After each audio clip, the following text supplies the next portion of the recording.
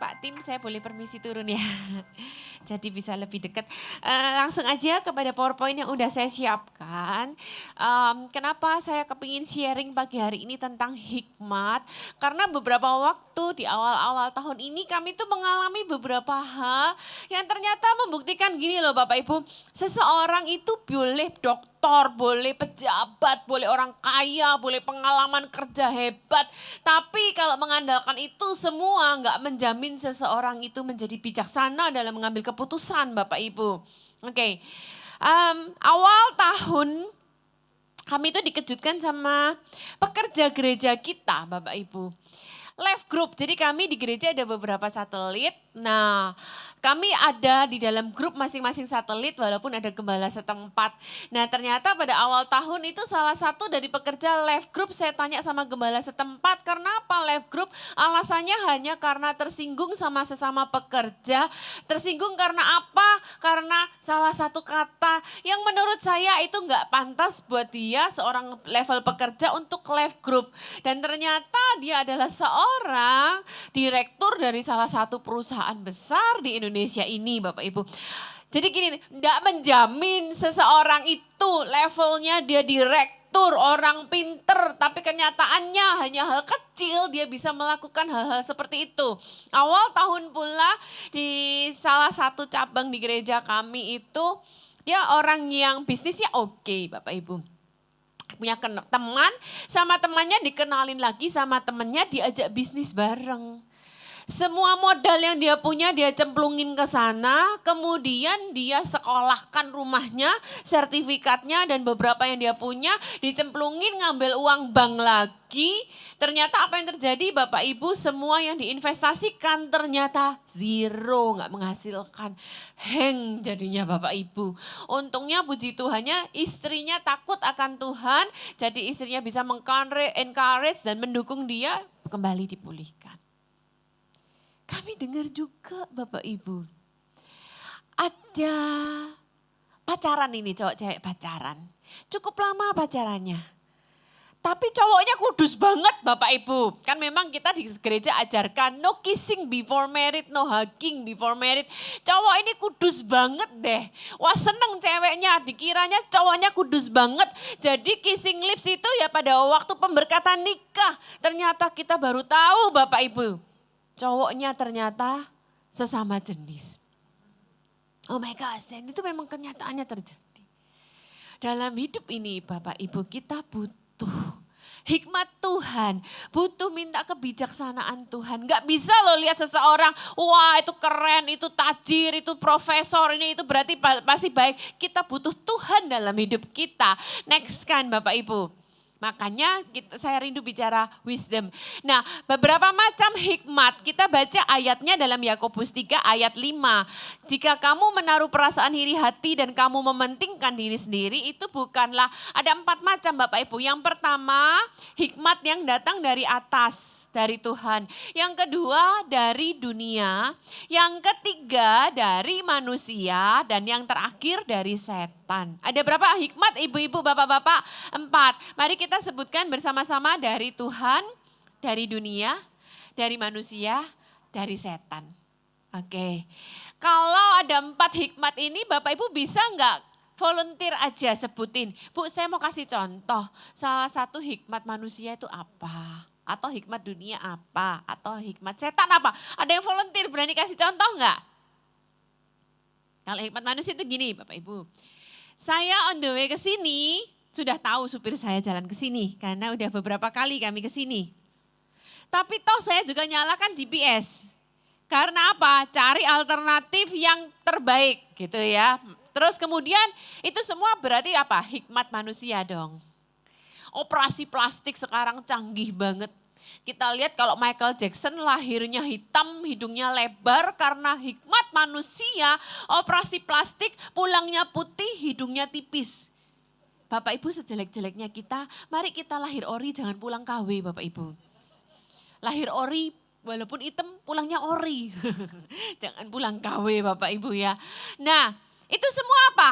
hikmat manusia. Bahkan nanti ke depannya pengiriman barang Cina udah menemukan kagak pakai lagi kurir atau tiki atau JNE. Pakai drone Bapak Ibu. Wow, hebat banget ya.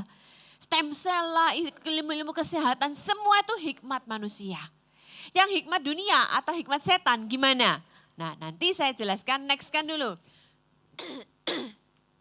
Nah, gini Bapak Ibu, pada waktu kita semua lahir di muka bumi ini, automatically Tuhan itu sudah memberikan kepada kita hikmat manusia. Karena ketika Tuhan menciptakan manusia, Tuhan berkata, baiklah kita menjadikan manusia menurut gambar dan rupa kita. Tolong Sherlyn berdiri sebentar. Tapi Tuhan gak titik Bapak Ibu. Kalau Tuhan titik berarti kita semua menjadi manusia robot yang on off. Nanti hari Minggu on, ke gereja, nyembah Tuhan, muji Tuhan, dengar firman Tuhan, pulang, makan, off, tidur. Besok pagi gitu lagi, enggak. Tapi Tuhan berkata, berkuasalah. Berkuasalah. Jadi kata berkuasalah, Tuhan itu sharing power. Tuhan itu berpartnership Bapak Ibu ya. Thank you. Kalau Tuhan memberi kita kuasa, berarti Tuhan pasti punya tanggung jawab yang diberikan pada kita. Kalau Tuhan kasih kita tanggung jawab, berarti Tuhan pasti kasih kita kemampuan untuk melakukan tanggung jawab itu. Jadi pada waktu kita semua lahir, pada waktu kecil, emang masih disusuin, dipopokin, masih ngompol. Tapi Tuhan sudah taruh hikmat buat setiap kita masing-masing. Itu hikmat manusia. Tuhan sudah kasih benih karena Tuhan berkata berkuasalah Bapak Ibu. Oke, saya kasih studi kasus nih. Menurut Bapak Ibu yang saya lakukan ini termasuk hikmat manusia, hikmat dunia, hikmat setan atau hikmat Tuhan? Tolong dengerin cerita saya. Akhir Februari lalu saya itu ada pelayanan ke Malang. Karena cuma 2 hari saya kagak bawa koper gede yang masuk bagasi. Saya bawa koper ukuran kabin luggage Bapak Ibu. Kalau kita pergi beli koper kan pasti sudah ada ukurannya nih. Maksimal untuk kabin kan 20 inch kan.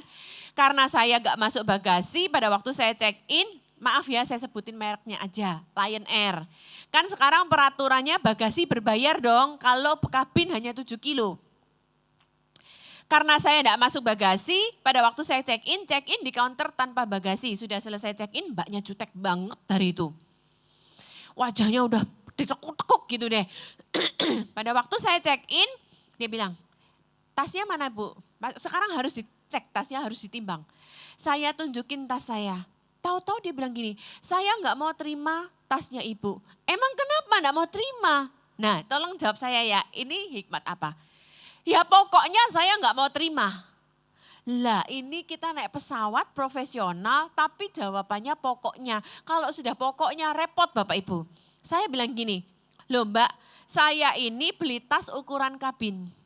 Jangan karena peraturan Lion Air berubah berbagasi, mbaknya sekena sendiri mau merubah peraturan ukuran kabin. Saya bilang, saya nggak mau seperti itu, yang profesional saya bilang itu. Ya kalau saya nggak mau terima, ibu mau apa? Pokoknya saya nggak mau terima. Katanya gitu. Saya mikir daripada berkelahi sama seperti ini, akhirnya saya pergi yang ke bagian berbagasi, disuruh ke bagian berbagasi. Mbaknya bilang gini, nggak apa-apa Bu, masuk aja, masuk aja. Saya bilang saya bawa laptop loh Bu di dalam ini. Kalau saya disuruh masukin bagasi, kalau ada apa-apa siapa yang tanggung jawab? Karena memang saya mau masuknya kabin, saya bawa laptop. Siapa bilang nggak boleh Bu, ini masuk aja, masuk aja. Menurut Bapak Ibu waktu saya ngeyel nih sama mbaknya, nggak bisa. Jangan mentang-mentang peraturan berubah, kamu ngerubah ukuran juga. Itu hikmat apa? Hikmat manusia? Atau hikmat dunia? Manusia. Terus kemudian kalau misalnya saya seperti ini Bapak Ibu. Saya enggak terima. Seenaknya sendiri. Terus saya gebrak-gebrak meja, gebrak-gebrak counter. Itu hikmat apa? Setan. Mari kita lihat selanjutnya. Next kan Bapak Ibu. Stop sampai sini dulu. Nah gini loh Bapak Ibu. Tadi saya sudah tanya-tanya, mari lebih lagi jalan, saya mau tanya lagi. Dalam hidup ini kan pada waktu kita lahir, Tuhan itu sudah buat destiny kita sampai akhir nih Bapak Ibu. Nah Tuhan kasih kita hikmat sampai akhir hidup kita destiny atau step by step. Step by step. Next kan, saya buktikan Rasul Paulus sendiri pun gak tahu ke depan apa. Makanya dia bilang kalau Tuhan izinkan, minta hikmat Tuhan. Next kan lagi. Perhaps I will stay with you for a while or even spend the winter. Yang paling akhir aja, if the Lord permits. Kita nih gak tahu Bapak Ibu besok jadi apa.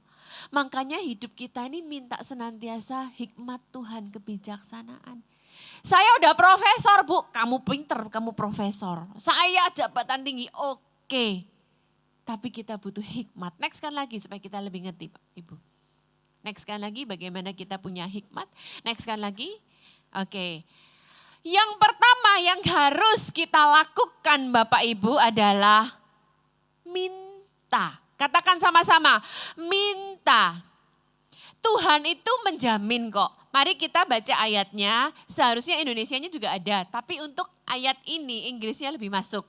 1, 2, 3. If any of you lacks of wisdom, you should ask God. Firman Tuhan bilang, mintalah, kita dikasih hak meminta.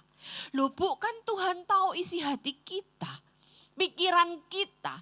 Mazmur bilang sebelum lidah kita ngomong Tuhan tahu. Iya, tapi Tuhan ngajar, mintalah.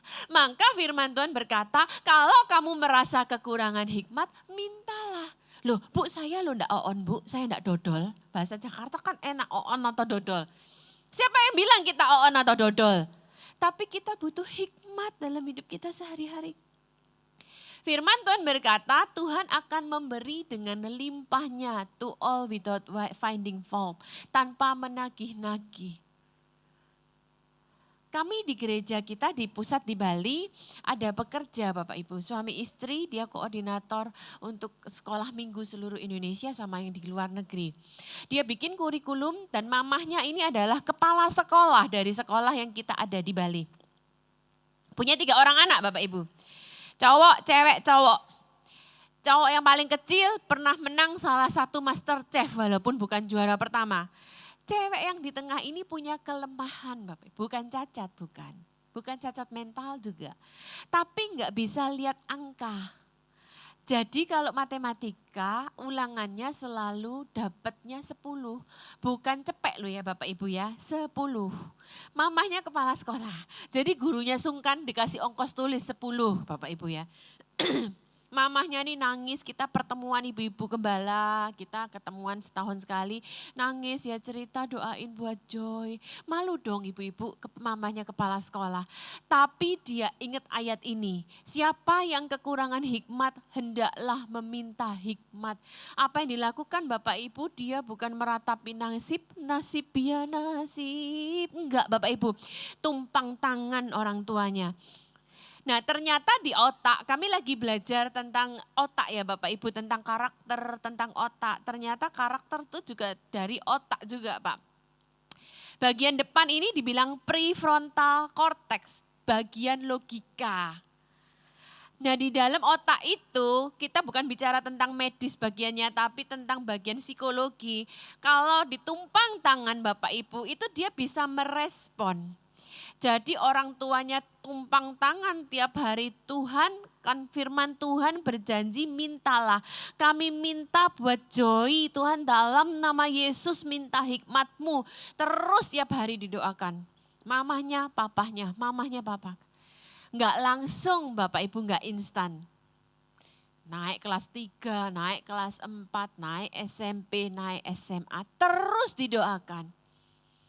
Juga bukan hanya didoakan, ikut bimbel, ikut segala macam. Bapak Ibu mamahnya bersaksi. Joy bukan KKN loh Bapak Ibu ya, lulus SMA sebagai salah satu murid dengan nilai matematika terbaik satu sekolah. Bapak Ibu firman Tuhan berkata, boleh dinaikkan dikit aja ya, soalnya suara saya tipis. Firman Tuhan berkata, siapa yang kekurangan minta, kita dikasih hak minta Bapak Ibu. Oke, next kan lagi. Nah, Salomo Bapak Ibu. Saya tanya, sebelum dia minta berdoa sama Tuhan, minta hikmat Tuhan, apakah dia dibilang firman Tuhan orang berhikmat? Enggak. Tapi ditanya Tuhan, kamu minta apa Salomo? Aku minta hikmat. Karena permintaanmu baik, ku tambahkan bonus.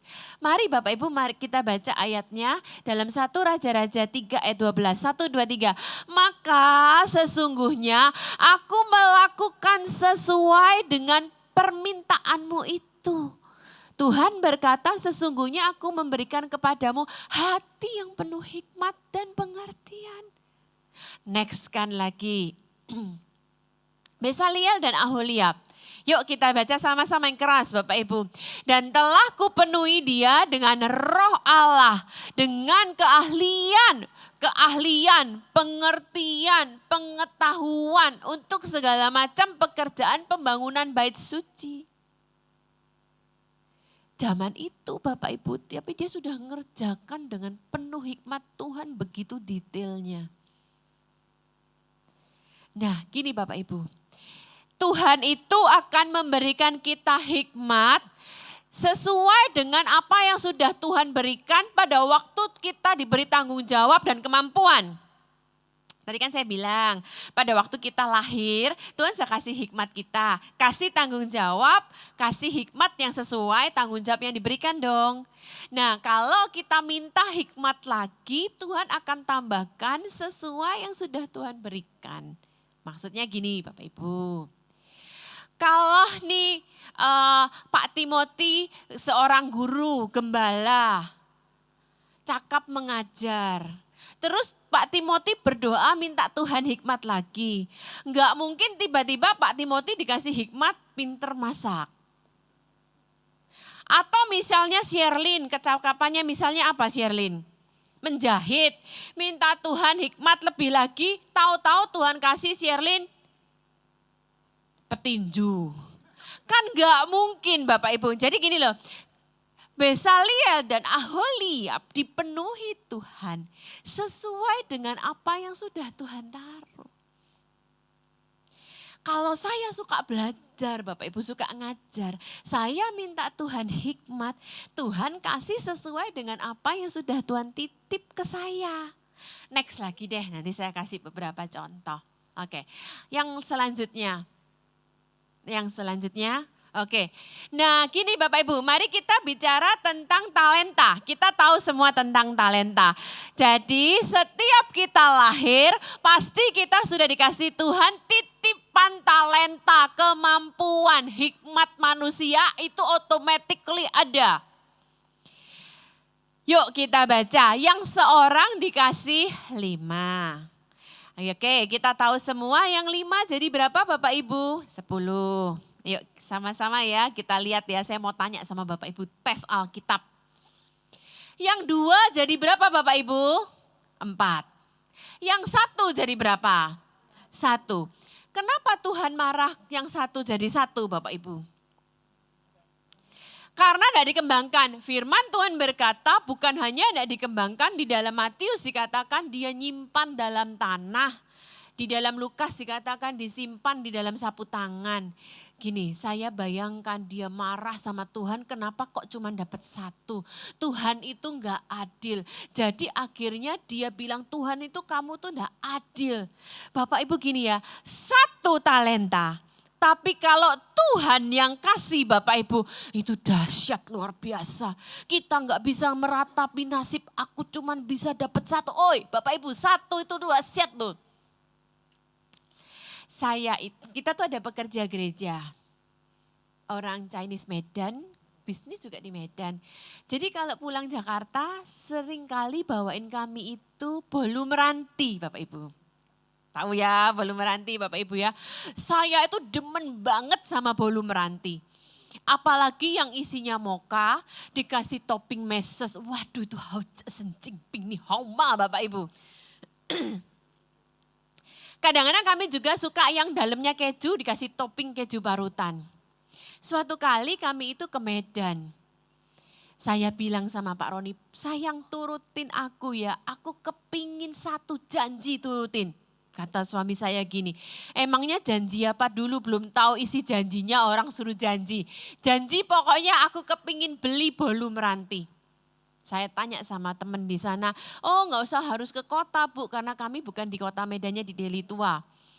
Ibu cukup beli di airport aja besok sebelum pulang. Singkat cerita Bapak Ibu, karena kami pergi sama sepasang pengusaha dan meeting dulu, yang pegang tiket dia, jadi saya belum check in, kami terlambat Bapak Ibu.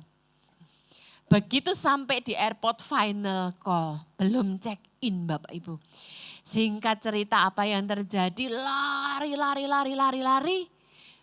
Saya bilang Pak Roni, sayang masuk dulu ke pintu pesawat. Nanti bilang sama dia masih ada istriku, enggak mungkin ditinggal kalau seperti itu. Saya lari ke toko oleh-oleh, belain bolu meranti Bapak Ibu. Begitu dapat bolu meranti, saya naik pesawat, tutup pintu, terbang. Begitu terbang, tung, aman kan? Saya ambil bolunya, kagak ada pisau ternyata Bapak Ibu. Saya kerawuk aja itu bolu, saya makan, enak sekali. Saya penasaran Bapak Ibu, siapa sih yang bikin bolu meranti begitu terkenalnya sekarang di Medan, mengalahkan Bikang Ambon. Ternyata Bapak Ibu seorang ibu rumah tangga biasa, cuman hobinya bikin kue. Bapak Ibu jangan sampai kita bilang nasib ya nasib, talentaku cuman satu, kita bilang enggak adil sama Tuhan, kita simpen talenta kita. Cuman bisa bikin lemper aja Bapak Ibu, tapi kalau kita maksimalkan lemper kita bahkan bisa dikasih bonus sama Tuhan. Di Bali apa yang terkenal Bapak Ibu sekarang? Pai susu. Cuman pai susu bisa terkenal jadi ikonnya Bali. Sekarang kalau ke Bali orang pasti bawain pai susu, kacang. Orang cuma bisa bikin kacang, tapi kacangnya kamu maksimalkan. Bapak Ibu jangan meratapi yang satu talenta loh Bapak Ibu. Talentamu satu tuh dahsyat. Makanya setiap kita tuh dikasih Tuhan tuh hikmat Bapak Ibu. Ruben Onsu aja kagak percaya Tuhan bisa bikin ayam geprek Bapak Ibu. Sekarang ayam gepreknya dibikin Indomie ayam geprek. Keren banget kan. Dapat berapa itu dia sudah dari Indomie Bapak Ibu. Nah gini loh, saya pikir mari setiap kita lahir memang sudah dikasih Tuhan hikmat. Tapi sekarang kita minta lebih lagi sama Tuhan. Supaya dikasih gini loh Bapak Ibu, bukan hanya hikmat manusia tapi dikasih inovasi. Kalau Ruben Onsu bikin ayam geprek, kita bikin ayam mulet, ayam senyum, ayam apa kek. Minta inovasi. Tuhan kasih hikmat tapi kita minta inovasi. Di bisnis, di pelayanan apapun juga minta inovasi. Bapak Ibu saya tanya nih, Alkitab ya. Yang 5 jadi 10, 2 jadi 4. 1 kan kagak berkembang. Yang 1 Tuhan kasih ke siapa? Ke 5 atau 10 atau ke-2 atau ke-4? Ke-10 Ibu. Selama dia 5 masih 5, kagak dikasih bonus. Justru karena dia udah ngembangkan 5 jadi 10, berarti dia bertanggung jawab kasih bonus. Jadi Bapak Ibu, sekecil-kecilnya apa yang kita punya, walaupun cuma bisa bikin pastel kah, tapi kita maksimalkan, Tuhan tambahin hikmat nanti pastel jadi apa. Ayo kita kembangkan. Sandi Aulia tuh pinter desain baju. Suaminya bantu masarin. Di kerjasama suami istri malah lebih bagus, malah terus Tuhan kasih bonus-bonus lain. Sandi Aulia ya betul ya? Oke, next kan. Hikmat dunia. Ya, yuk mari kita baca ayatnya. 1 Yohanes 2 ayat yang ke-16. Sebab semua yang ada di dalam dunia, keinginan daging, keinginan mata, keangkuhan hidup bukan berasal dari Bapa, melainkan dari dunia. Contohnya apa Bapak Ibu? Oke, langsung aja ya, saya kasih contohnya. Bapak Ibu dengar awal tahun ada viral berita heboh di Indonesia. Artis Jakarta ketangkep di Surabaya menjemput rezeki 80 juta. Siapa dia Bapak Ibu? VA kita. Apakah beneran jemput rezeki? Itu hikmat dunia Bapak Ibu. Keinginan daging. Oke, saya tanya sama, siapa nama suaminya Sherlyn? Suka babi enggak Randy? Suka. Saya tanya, Ren kalau makan babi kecap cukyok, keinginan daging apa Ren? Selama kamu kepingin gimana? Daging, berarti saya enggak boleh makan cukyok dong, saya demen sekali sama cukyok Bapak Ibu. Keinginan daging atau apa Bapak Ibu kalau kita kepingin babi kecap?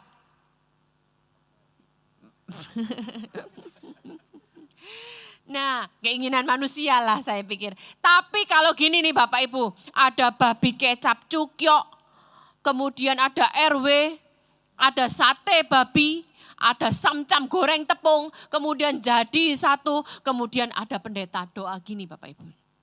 Tuhan terima kasih untuk makanan pada siang hari ini. Semua enak-enak Tuhan. Sekarang dikuduskan oleh firman-Mu. Dalam nama Yesus segala roh kolesterol, trigliserid, asam urat kami patahkan dalam nama Yesus. Amin. Makan Bapak Ibu sebanyak-banyaknya. Itu hikmatnya siapa? Emang Tuhan dengar gak Bapak Ibu? Dengar. Kagak dijawab Bapak Ibu.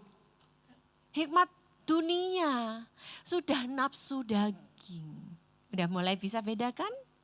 Next kan lagi, hikmat setan sekarang. Next kan? Nah hikmat setan itu gini, dalam segala keadaan pergunakanlah perisai iman, dengan perisai itu kamu dapat memadamkan. Kalau dari setan itu seperti panah api, tiba-tiba Bapak Ibu cium, timbul pikiran jahat. Pernah nggak ibu-ibu lagi enak masak, setir mobil, tiba-tiba timbul pikiran, aduh aku sakit hati ya, suamiku tuh pernah ngomong kasar, pada waktu itu begini-begini, tiba-tiba kita ingat, itu panah api Bapak Ibu. Tiba-tiba keinget timbul pikiran jahat. Nah salah satu pekerja di gereja kita itu nge-grab Bapak Ibu, grab car. Pastinya harus punya mobil dong kalau grab car, punya e-tol kan. Suatu kali dia dapat penumpang, dia sadar e-tolnya dia udah sangat minim. Pada waktu mau ngetap e-tol, penumpang bilang pakai e-tol saya aja. Pas dia bawa, begitu ditapkan Bapak Ibu apa yang terjadi? Sisa saldo 600.000 sekian. Tiba-tiba Bapak Ibu, e-tolnya sama. Terbersit pikiran, jit, tukar. Nah ibu-ibu di sana punya pikiran, tukar. Tapi Roh Kudus di dalam dia, no. Nah, panah api si jahat itu terbersit pikiran. Yesus pada waktu ngomong, aku akan disalib, diserahkan, dianiaya. Petrus bilang, tidak akan sekali-kali nggak akan terjadi padamu. Yesus bilang apa? Enyahlah kamu, iblis yang di dalam kamu. Itu terbersit. Next kan lagi.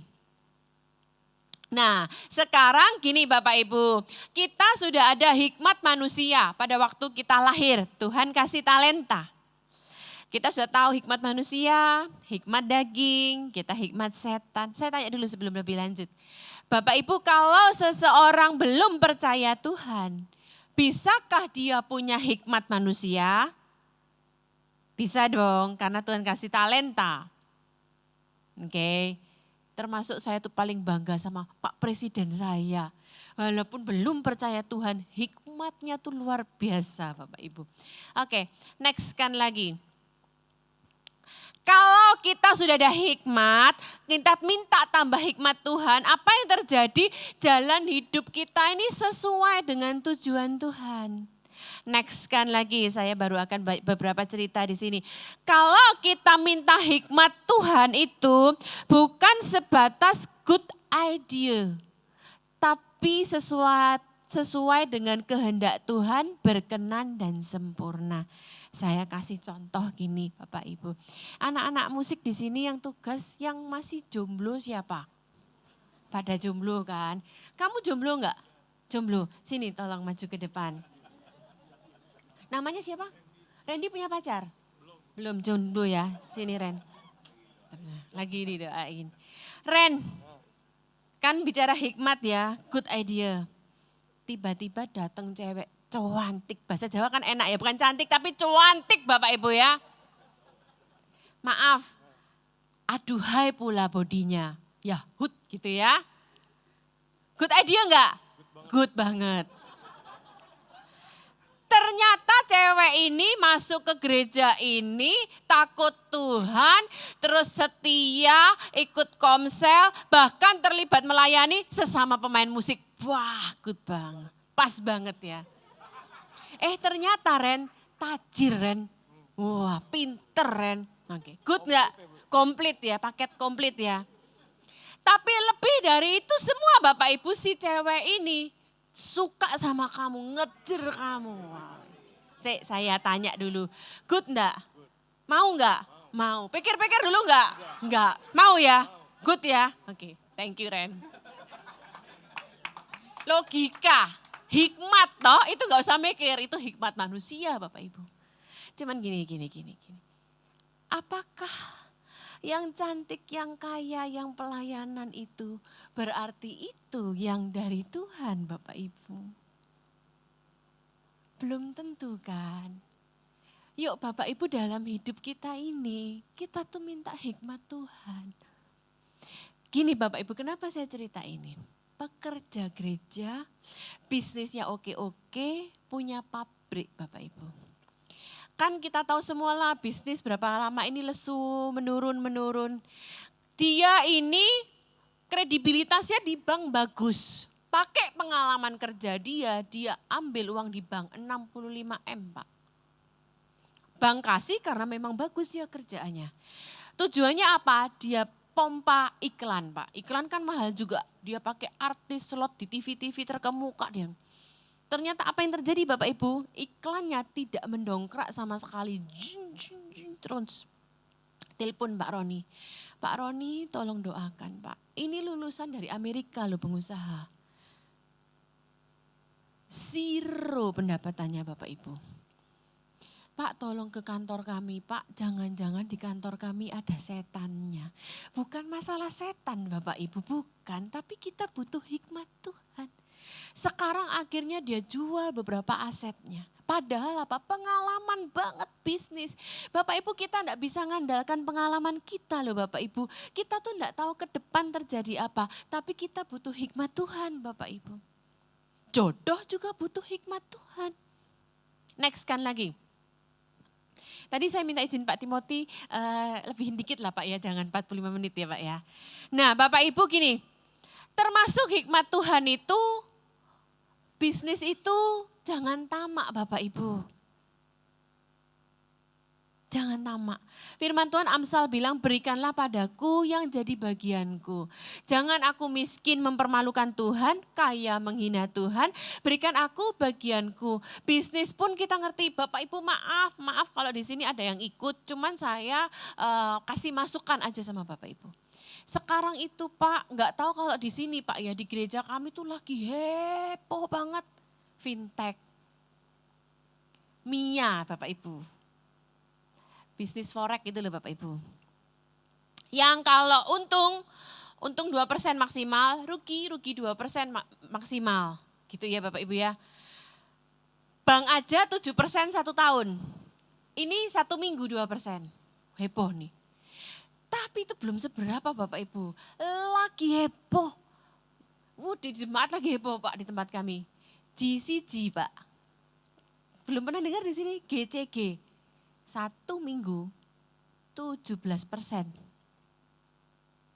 minggu 17%. Wah berbondong-bondong Pak. Gini bilang.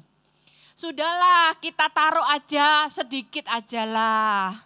Nanti 3 bulan tarik. Masalahnya ini manusia daging Bapak Ibu. Begitu kamu taruh berapa ribu US. Dalam seminggu dapat, minggu depan dapat, minggu depan bisa narik. Bisa narik enggak malah masukin lagi. Itu tuh manusia Bapak Ibu. Makanya kita butuh hikmat Tuhan. Supaya gini loh, jangan sampai kedagingan kita, ketamakan kita, greedy kita itu loh. Bisnis apapun juga butuh hikmat Bapak Ibu. Next selanjutnya. Next kan aja, habiskan di halaman ini. Nah, dengan hikmat melindungi dari bahaya di depan yang tidak bisa kita lihat sekarang. Saya selalu ingat kakaknya Pak Niko Nyotora Harjo, Pak Bernard. Kontraktor di Surabaya Pak. Ada job besar. Bu Linda istrinya bilang jangan ambil. Kok enggak sejahtera ya? Suaminya bilang kenapa? Jangan ambil. Bapak Ibu singkat cerita suami istri ini taat sama suara Roh Kudus gak ambil. Tahu apa yang terjadi? Itu tahun 98. Dolar dari 2000 jadi 16.000. Kalau ambil habis Bapak Ibu. Kita tuh dengan hikmat kita di depan mata cuan. Untung, tapi kita ngelihat sebatas hikmat manusia. Kita butuh hikmat Tuhan yang bisa melihat jauh lebih besar. Nah yang terakhir di sini adalah kalau dari Tuhan, Lukas 21 ayat 15. Mungkin di sini Bapak Ibu yang kerja jadi bagian customer service, dimarah-marah orang. Ya yuk kita lihat ayatnya. Lukas 21 ayat 15. Sebab aku sendiri akan memberikan kepadamu kata-kata hikmat, sehingga kamu tidak dapat ditentang atau dibantah lawan-lawan. Saya ingat Pak Yusuf Roni waktu ditantang sama ustadz-ustadz tersebut. Menurut kepercayaanmu kita enggak bisa masuk surga ya? Wah salah jawab, potong Bapak Ibu. Dia minta Tuhan kasih hikmatmu. Apa dijawab? Bisa, kalian bisa masuk surga. Asal melewati rambut dibelah 7. Nah itu kan kepercayaannya mereka sendiri. Siapa yang bisa lewat rambut dibelah 7 masuk surga? Itu jawabannya. Sehingga tidak bisa dibantah lawan. Tapi ayat ini bukan untuk berkelahi suami istri loh ya Bapak Ibu ya. Next kan lagi. Yang kedua effort. Kita minta hikmat, tapi sembari kita duduk di rumah, berdoa terus, kagak akan Tuhan kasih. Hikmat itu akan Tuhan berikan sembari kita doing Bapak Ibu. Melakukan sesuatu, saya percaya yang bikin bolu meranti ketika bikin bolu kurang manis. Kekerasan, kurang ini, terlalu enak lah. Sembari dia buat effort, usaha, Tuhan kasih hikmat. Effort yang kedua adalah kita harus juga punya waktu sama Tuhan. Gimana Tuhan kita bisa dengar suara Tuhan kalau kita nggak intim sama Tuhan. Yang terakhir, putuskan Bapak Ibu. Minta, usaha, tapi hidup ini adalah keputusan Bapak Ibu.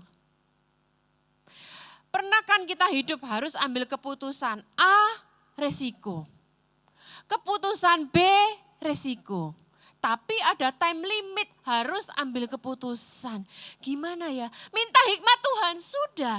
Bapak Ibu kita sering minta hikmat Tuhan tapi enggak dengar jawaban. Benar enggak Bapak Ibu? Kok enggak dengar ya jawaban Tuhan ya?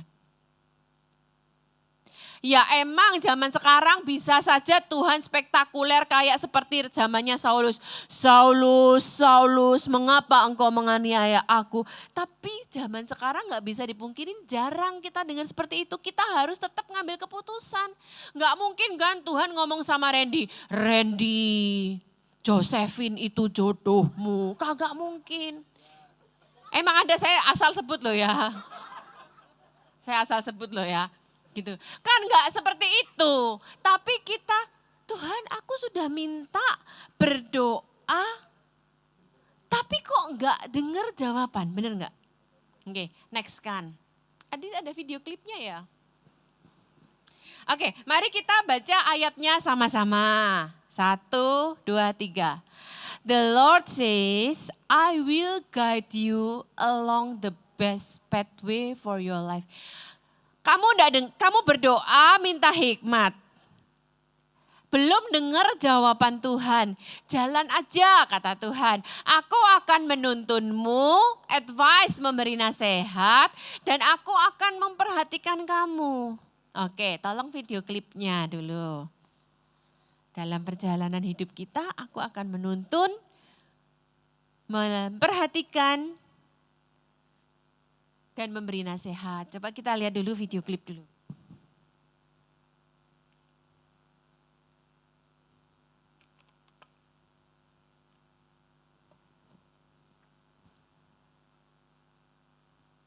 Sembari disiapin ada. Oke.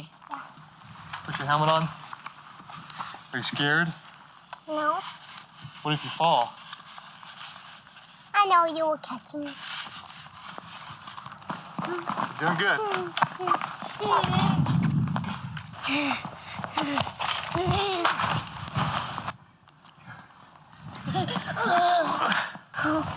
No, no, no! Dad, I'm in the stickle batch.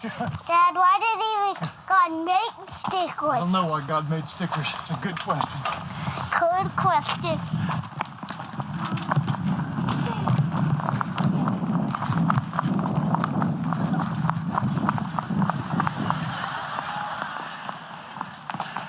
Now we got it. I'll guide you. I'll advise you. I'll watch over you. And I'll celebrate with you. Oke, And that's what our sama-sama kita Heavenly katakan Father Bapak Ibu. does. I guide you, I advise you, I watch over you. Ibu, boleh minta tolong Ibu sebentar, Bu? Sini maju ke depan, Bu. Punya anak kan, Bu? Iya. Punya cucu, Bu? Belum, sini, Bu. Ibu kan waktu masih muda nge-guide anaknya Ibu kan? Katakanlah saya anaknya Ibu. Ibu kepingin saya itu menuju ke suatu tujuan, mungkin masa depan saya, kerinduan saya. Nah, Ibu sekarang guide saya, Ibu suruh saya ke sana. Menurut Ibu gimana caranya? Bapak Ibu ini nge-guide gak? Gandeng ini Bapak Ibu, gandeng. Oke, ke sana Bu kita, balik lagi Bu. Ayo coba, gimana guide saya Bu? I guide you, I watch over you, I advise you. Oke, ulang lagi Bu, gimana Bu? Saya menuju ke sana sekarang. Ibu guide saya.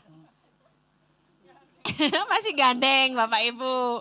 Oke Ibu, makasih banyak. Ya, Ibu duduk silahkan. Bapak boleh Pak? Oke, Bapak boleh bangkit berdiri. Siapa? Randy sama Randy-nya ya? Iya. Bapak guide Randy. Randy anak Bapak. Menuju ke sana, misalnya kepingin cita-cita kah atau apa, coba guide. Caranya gimana? Itu gandeng, Pak. Iya. Ada yang kira-kira bisa kasih ini? Itu gandeng, Pak. Itu samaan jalan. Oke. Pak Tim boleh kasih contoh? Oke, Bapak boleh duduk dulu. Gimana ya?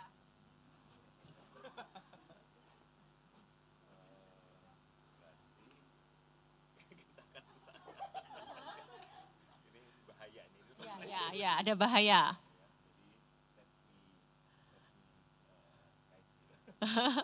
Oke. Terserah Bapak. Oke. Follow me.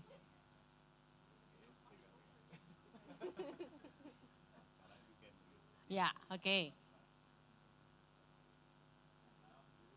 Ya, oke. Sambil you go, jalan, Randy jalan. Pak Timothy dari terus ikutin atau Bapak mantau? Ikutin dulu. Lama-lama Randy jalan, Pak Timothy pantau. Sambil kasih instruksi. Oke, thank you Pak Timothy. Thank you Randy. Oke. Tuhan guide kita. Thank you Pak ya. Advice kita, watch over kita kan. Next kan ayatnya. Kalau Tuhan yang nge-guide kita, advice kita, kok ada ayat ini? Tolong, next kan.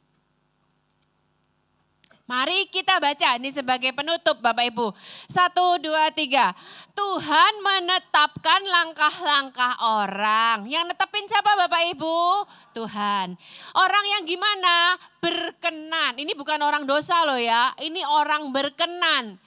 Apabila ia jatuh, nggak sampai tergeletak. Sebab Tuhan menopang tangannya. Oke, saya tutup Bapak Ibu. Kalau Tuhan yang menetapkan langkah-langkah kita, kenapa kita bisa jatuh?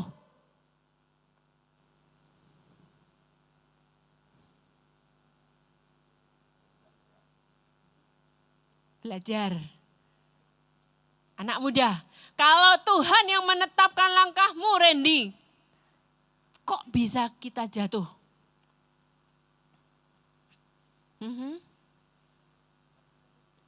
Supaya Tuhan bisa nunjukin kasihnya. Oke. Di antara beberapa bapak-bapak di sini, saya tanya siapa yang pernah ngajarin anaknya naik sepeda? Pak Timothy ngajarin anak naik sepeda, Bapak ngajarin anak sepeda. Pak siapa namanya Pak? Pak Jeffrey. Bapak ngajarin anaknya Bapak naik sepeda, emang klip tadi bagus, tapi saya pikir anak tersebut pastinya udah setengah bisa itu Pak. Kalau nyata-nyata dari awal ngajar anak naik sepeda, apa yang terjadi Pak? Jatuh. Pada waktu jatuh anaknya Bapak baret enggak? Baret dong. Sometimes berdarah. Nangis. Pada waktu Bapak lihat anak Bapak nangis, apakah Bapak gini? Berdiri nak, Papa sayang kamu, kagak usah belajar naik sepeda, Papa beliin mobil aja. Apakah gitu Pak? Enggak. Begitu dia berdiri, nangis, Bapak apa buat? Belajar lagi. Betul kan? Coba lagi. Jatuh lagi enggak? Jatuh lagi. Baret lagi enggak? Baret lagi. Nangis, nangis. Bapak apa? Jalan lagi, coba lagi. Jatuh lagi, jatuh. Baret lagi, baret. Coba lagi. Jatuh, baret. Sampai akhirnya dia bisa. Rayakan kemenangan. Kayak tadi klip tadi. Gini Bapak Ibu. Kita sudah minta Tuhan hikmat berdoa. Kita sudah usaha. Tapi kok enggak dapat jawaban Tuhan ya? Katanya Tuhan nge-guide, katanya Tuhan memberi nasihat, katanya Tuhan memperhatikan. Kok enggak ada jawaban Tuhan ya Bapak Ibu? Ambil aja keputusan, yang penting itu tidak melanggar firman Tuhan. Roh Kudus di dalam tetap bicara dan damai sejahtera. Ambil keputusan Bapak Ibu enggak apa-apa. Toh gini, ketika Pak Jeffrey ngajar anaknya naik sepeda, apakah Bapak akan biarkan begitu lihat got besar nih Pak, apakah Bapak biarin anaknya Bapak? Enggak. Bapak akan biarin pada waktu apa? Jalanannya lancar, aspalnya oke, enggak ada polisi tidur, enggak ada got. Begitu ada truk, apa yang Bapak lakukan? Sambar anak Bapak. Jadi gini, selama itu aman, kamu jalan, take decision. Kalaupun kamu salah ambil keputusan, kamu belajar dari keputusan, justru kamu dapat hikmat di situ. Selama ada got, gak mungkin Tuhan biarin kamu masuk got. Selama ada truk, gak mungkin kamu ditubruk truk. Hap, dia tangkap. Tapi itu selama jalan lancar, kamu jatuh, kamu belajar. Saya tutup dengan kesaksian saya. Anak saya paling gede David, waktu itu akan ke Seattle College, Bapak Ibu ya. Kami dapat agensi yang salah Bapak Ibu. Jadi kita tuh kan ada beberapa macam college. Rupanya kalau agensi itu Bapak Ibu kalau masukkan ke suatu college dapat fee lah. Nah agensi saya ini dapat fee lebih besar di salah satu college. Saya tanya ke teman saya, college ini di Seattle. Cici jangan masukkan David di situ Cici. Itu hutan katanya, hutan banget. Pada waktu saya balik lagi ke agensi saya, justru di hutan anaknya ibu kagak party. Justru di hutan fokus belajar. Iya juga ya. Oke, bayar. Betul. Bayar Bapak Ibu. 2 bulan kemudian kami berangkat. Waktu kami berangkat, kami diantar sama pastornya menuju ke sana. Jam 2 berangkat. Jalan. Kok lama banget gak sampai-sampai. Jalan jam 4 sampai lumayan sore. Udah mulai petang, udah rada gelap. Rumah tuh semakin jarang. Kok semakin tinggi-tinggi. Ini pohon itu college-nya mana. Gak kelihatan semakin gelap. Pastor bilang, Pastor Roni, pastor gak salah. Sekolahin David di sini. Madek Bapak Ibu, waduh. Emang kenapa pastor kita tanya? Di tempat ini dulu tahun 1980-an terjadi pembunuhan berantai Bapak Ibu. Waduh Bapak Ibu, begitu saya dengar pembunuhan berantai madeg. Ibu-ibu pernah enggak sih kita sadar, aku salah ambil keputusan. Salah Bapak Ibu ambil keputusan. Begitu dapat ke tempat kosannya yang kita sudah pilih dari Indo, kita searching-searching. Ternyata rumahnya nenek tua Bapak Ibu. Rumah tua di Amerika, kalau rumah tua kan pendek-pendek silingnya. Begitu kita nyampe anjingnya 4 ekor keluar. Anak saya yang David itu anti anjing Bapak Ibu. Begitu masuk rumah nenek bilang, tenang aja nanti aku masakin kamu enggak usah khawatir makan. Oh lumayan lah, pikiran saya nenek ini baik. Ternyata Bapak Ibu apa yang terjadi? Hari pertama Meksiko. Hari kedua Meksiko. Ternyata nenek cuma bisa masak Meksiko. Seminggu masak Meksiko. Mau nggak mau anak saya cari telur. Itu seumur-umur dia goreng telur masuk dapur Bapak Ibu. Jadi gini, pada waktu saya bilang, Tuhan kok saya salah ngambil keputusan ya. Kok Tuhan enggak kasih aku suara ya sehingga aku enggak ngambil di situ ya. Kan aku hidup benar, kan aku berkenan, kok salah ngambil keputusan. Saya pulang dari Amerika nangis Bapak Ibu. Aduh anakku, kasihan kamu tinggal di hutan. Saya tuh sampai pikirannya jelek loh Bapak Ibu. Pikirannya saya apa? Aduh jangan-jangan nenek ini pembunuh juga, saya ini mikir gitu. Lebay banget Bapak Ibu, saking saya ketakutan. Begitu saya pulang di rumah nenek itu banyak debu. 1 minggu kemudian saya dengar dia bintitan gede banget. Aduh pokoknya nih, aduh Tuhan kenapa kok salah ambil keputusan. Tahu nggak Bapak Ibu? Salah ya? Seperti orang naik sepeda jatuh kan? David itu anak saya, waktu itu Bapak Ibu semua serba mama. Fotokopi mama, apa mama, ambil apa semua mama. Pulang sekolah nih Bu, buka celana seragam sekolah. Keluar dari seragam sekolah itu dibiarin di situ. Baju dilempar kemana-mana. Pakaian dalam dilempar kemana-mana. Semua mama, semua mbak, mungkin ini, makan ini semua mbak. Tapi begitu di hutan Bu, di rumah nenek, mau makan Meksiko terus, mandiri dia Bu. Akhirnya 3 bulan Pak, dia kagak betah Pak. Dia pergi ke sekolahnya, dia ambil aplikasi, dia pergi ke kota, pindah sekolah, ambil aplikasi, fotokopi ini itu, cari kosan baru, terus angkat-angkat sendiri. Setahun kemudian saya datang. Anak saya beda Pak. Jadi mandiri. Sekarang kagak mamah-mamah. Semua dia bisa sendiri. Bapak ibu saya salah ambil keputusan. Iya saya salah. Saya nangis. Ibu-ibu, emak-emak di sini yang nyekolahin anak tumben jauh-jauh. Ngelihat kondisi kayak gitu siapa sih yang gak sedih nangis. Tapi justru di situ David belajar. Saya juga belajar. Bahwa salah ambil keputusan, toh Tuhan tidak biarkan kita kok. Justru kita dapat sesuatu yang baru. Bapak Ibu saya tutup ya. Hidup kita butuh hikmat supaya kita bijaksana. Iya kamu pintar, tidak menjamin kamu bijaksana. Oke. Nah mari kita minta usaha, kita ambil keputusan. Kalau salah ambil keputusan, enggak apa-apa. Kamu belajar sesuatu, mengucap syukur Bapak Ibu. Dan pasti kita dibawa Tuhan lebih lagi. Terima kasih untuk pagi hari ini. Tuhan Yesus memberkati.